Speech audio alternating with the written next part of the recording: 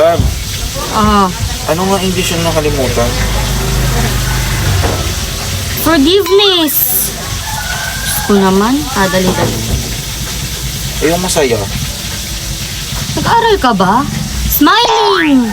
Masaya? Oo! Smiling! Eh, malungkot.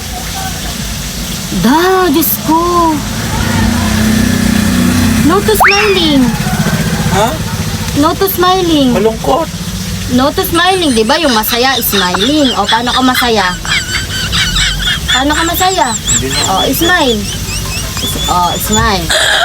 Malungkot. Paano ka malungkot? O, no to smiling. O, That's na. parang di nag-aral. Eh, yung maghiwalay na tayo.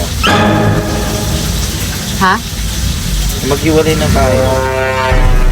I'll break your neck. Ha? I'll break your neck. Anong I'll break your neck? Maghiwalay na tayo? I'll break your neck.